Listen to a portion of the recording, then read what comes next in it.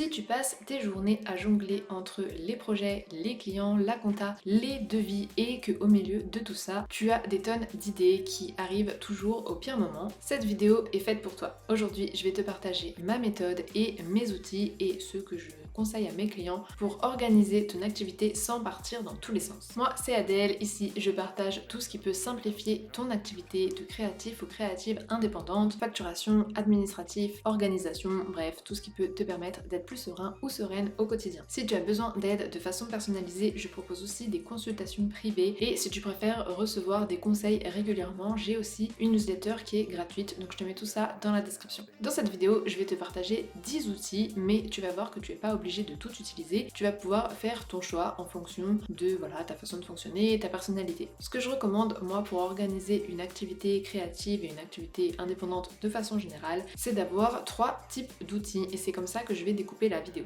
Le premier type d'outil que je te recommande, c'est un outil de prise de notes. Tu le sais sûrement, quand on est créatif ou créative, on a des idées tout le temps, on a des idées sous la douche, dans le métro, à 23h, quand on essaye de dormir, on a des idées absolument tout le temps et si tu les notes pas, il y a forcément un risque que tu les oublies, alors que c'était peut-être une très bonne idée, ou alors que ça te trotte dans la tête et que ça t'empêche de te concentrer sur autre chose, alors que c'est pas forcément la priorité. Donc la règle numéro 1, c'est d'avoir toujours avec soi un endroit pour pouvoir noter ses idées au fil de l'eau dès qu'elles apparaissent. Ça permet vraiment de limiter la charge mentale puisque tu penses à quelque chose, tu le notes et ça le sort de ta tête. Donc le premier outil pour ça, c'est tout simplement les notes de ton téléphone. Normalement, chaque téléphone, il y a un outil de prise de notes. L'avantage, c'est que c'est toujours avec toi, puisqu'on a tous toujours, quasiment toujours notre téléphone sur nous, et tu n'as pas besoin de te connecter, tu n'as pas d'adresse mail, c'est hyper simple, tu ouvres, tu notes l'idée, tu refermes, et c'est tout. Donc ça, c'est vraiment la base de la base. Après, tu peux aussi utiliser, c'est le deuxième outil, Google Keep. Dans l'idée, c'est un peu la même chose, Google Keep, c'est gratuit, c'est un outil de prise de notes, tu l'as sur ton téléphone. Ça fonctionne exactement de la même façon, mais l'avantage, c'est que ça va se synchroniser partout. Donc tu as tes notes toujours avec toi, mais dès que tu vas aller travailler sur ordi, tu vas pouvoir récupérer tes notes, pouvoir faire des copier-coller,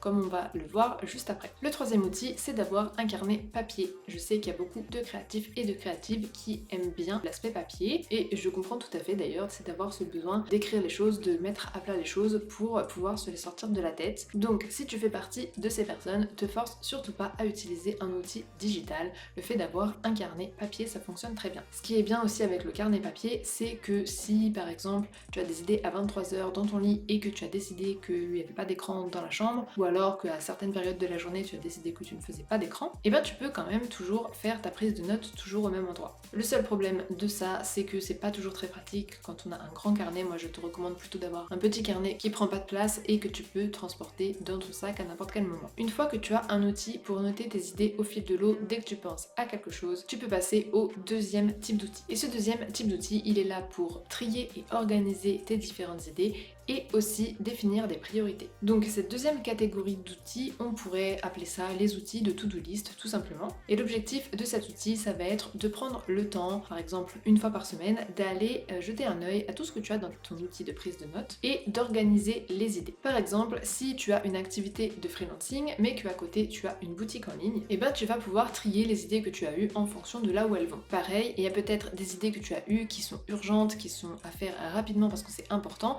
et d'autres idées qui sont des choses que tu aimerais peut-être faire un jour et qui sont pas forcément la priorité. Donc c'est vraiment important de faire cette différenciation. Pour ça, on passe donc au quatrième outil qui est Todoist. Donc moi j'ai utilisé cet outil pendant super longtemps parce que ça permet de faire des to-do list, que c'est très clair, c'est très épuré, c'est très agréable à utiliser. Sur cet outil, tu as tes tâches de choses à faire et tu peux définir des priorités, définir si c'est quelque chose d'urgent ou si c'est quelque chose à faire un jour peut-être. Et tu peux aussi organiser tes idées dans des projets. Donc par exemple, tu peux avoir, comme je disais, un projet freelancing, un projet boutique en ligne, un projet portfolio, un projet contenu sur Instagram. Et le fait de trier les choses comme ça dans des projets, ça va te permettre de bien séparer les choses. Ensuite, on a le cinquième outil qui est Trello. Alors Trello, je l'ai utilisé aussi, mais c'était il y a très longtemps. C'était même avant Todoist. Trello, c'est une to-do list aussi, mais sous forme de tableau. Donc en fait, tu vas avoir plusieurs colonnes. Tu vas avoir à faire, en cours et terminé par exemple. Et tu vas pouvoir déplacer les tâches qu'on appelle des cartes d'une colonne à l'autre. Dans Trello, tu peux aussi créer plusieurs projets. Donc par exemple un projet par client,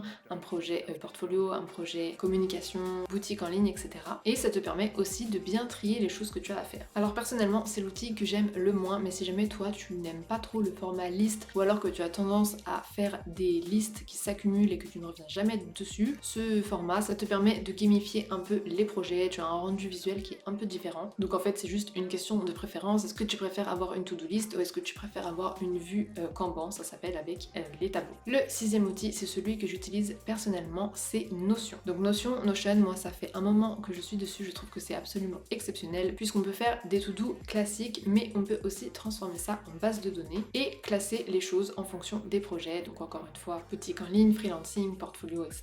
Tu peux pour chaque tâche définir une priorité. Si tu es débrouillard et créatif, il y a vraiment 1000 possibilités sur Notion et pour autant ça reste une interface qui est très claire et qui est très épurée. Donc c'est ça aussi que j'aime bien sur Notion. En plus de ça, tu peux aussi intégrer sur Notion tout le reste de ton organisation. Donc par exemple, tu peux mettre ton calendrier éditorial, tu peux rédiger tes posts, tu peux suivre ta prospection. Si tu aimes l'outil, tu peux tout intégrer dessus et avoir tout au même endroit et c'est super pratique. Donc moi personnellement, depuis que j'ai découvert Notion, je trouve que les autres outils sont assez limités, mais je sais que pour certaines personnes, Notion ça peut être un peu, ça peut faire un peu usine à gaz, ça peut faire un peu peur au début et c'est pour ça que je te parle aussi de Todoist et de Trello. Notion c'est génial, mais il faut vraiment prendre le temps d'appréhender l'outil si tu veux vraiment tirer profit de toutes ces fonctionnalités. Avant que je passe à la suite, j'ai une question pour toi et si tu aimes mon contenu, ça permettra aussi de soutenir mon travail totalement gratuitement. Donc dis-moi dans les commentaires, qu'est-ce que tu penses de Notion? Est-ce que c'est un outil qui t'attire? Est-ce que tu trouves ça trop compliqué? Est-ce que tu aimerais des vidéos spéciales sur Notion pour voir comment tu peux organiser ton activité et tout ce que tu peux faire dessus? Et si ça t'intéresse pas du tout, n'hésite pas à me le dire aussi puisque dans tous les cas, ça fera vivre la chaîne et ça permettra aussi de soutenir mon travail. L'outil numéro 7, c'est Obsidian. Alors Obsidian, c'est la mode,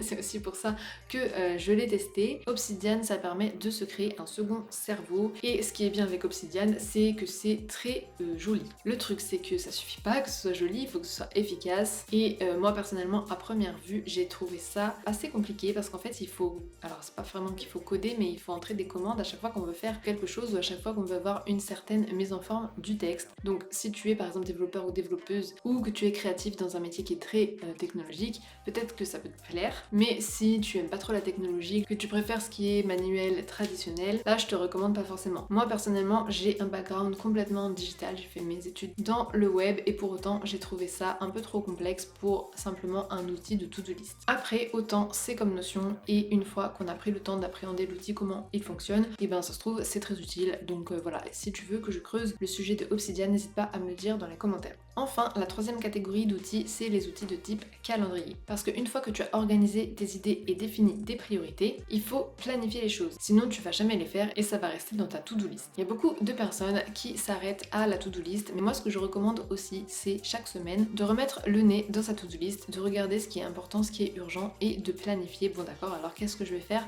cette semaine précisément. Donc on arrive à l'outil numéro 8 qui est Google Agenda. C'est l'outil que moi j'utilise, je trouve ça super pratique puisque tu as la possibilité sur Google Agenda de créer des tâches qui sont récurrentes. Par exemple, tu peux dire que tous les matins de 8h à 9h tu fais de la prospection. Donc c'est une tâche qui revient tous les matins et en fait c'est assez visuel, tu vois que de 8h à 9h tu es occupé à faire de la prospection et que tu peux rien caler d'autre. Donc tu peux comme ça intégrer ta semaine idéale sur Google Agenda et tu définis des créneaux bien précis. Et en plus de ça, c'est quelque chose que tu vas pouvoir retrouver sur ton téléphone puisque c'est Google, ça se synchronise avec ton téléphone. Ce que j'aime bien aussi sur Google Agenda, c'est que tu peux avoir plusieurs agendas. Tu peux avoir par exemple un agenda perso, un agenda pro, un agenda pour les rendez-vous clients par exemple, et tu vas attribuer des couleurs différentes à chaque agenda et comme ça après tu as une vue d'ensemble sur ta semaine qui est assez parlante. Neuvième outil, c'est le calendrier de ton téléphone puisque si par exemple tu n'aimes pas Google Agenda, tu as forcément un calendrier sur ton téléphone. Donc là c'est exactement la même chose. Le problème c'est que ça se synchronise pas avec ton ordinateur, sauf si tu es sur le calendrier de Apple. Si tu as un iPhone et un Mac, tu vas retrouver ton calendrier. Bon, tu connais certainement si tu es sur Apple, mais si c'est pas le cas, ou par exemple si tu as un Mac et un téléphone Android, et ben tu vas pas pouvoir synchroniser tes agendas. L'outil numéro 10, c'est Notion Calendar. Donc ça, c'est pratique si tu utilises déjà Notion. Ça va te permettre d'avoir tout au même endroit. En fait, Notion Calendar va se connecter à Google Agenda. Donc ça va te permettre d'avoir ton Google Agenda, mais dans Notion, et tu vas aussi avoir accès à d'autres choses que tu as mis dans ton Notion. Donc voilà, maintenant tu as une vue d'ensemble ensemble sur les outils que tu peux utiliser pour organiser ton activité. Donc je te rappelle, je te conseille d'avoir un outil de prise de notes pour noter tes idées dès qu'elles apparaissent, un outil de to-do list pour organiser et prioriser les choses et un outil de planification, donc un calendrier. Si jamais tu galères à organiser ton activité indépendante, je te rappelle que j'ai une newsletter dans laquelle je t'envoie régulièrement des conseils, des rappels quand tu as une démarche administrative à faire, quand il y a une réforme importante, mais je te donne aussi des conseils sur ta facturation, ta communication, ton organisation. Bref, si tu es créatif, créative, en micro-entreprise ou artiste-auteur, c'est dans la description, donc je te laisse aller jeter un œil si ça t'intéresse. Si cette vidéo t'a plu, tu pourras aussi être intéressé par la vidéo qui s'affiche et j'ai aussi une playlist entière sur ma chaîne dédiée à l'organisation et la productivité. Quant à moi, je te dis à jeudi prochain.